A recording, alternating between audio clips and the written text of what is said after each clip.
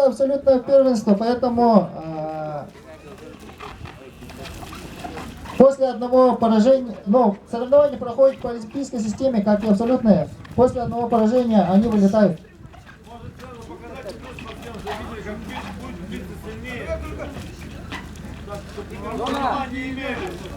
Понимание имели спортсмены.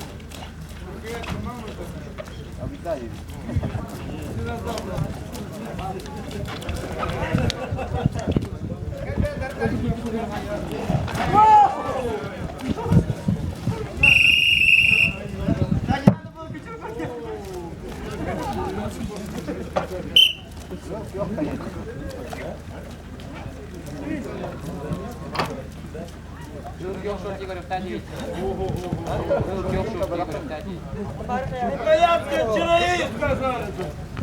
Поэтому надо биться за этот нож. Отдельно. Это очень хороший нож.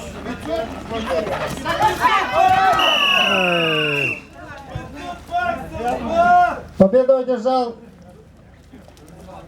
Атиров БС Халам.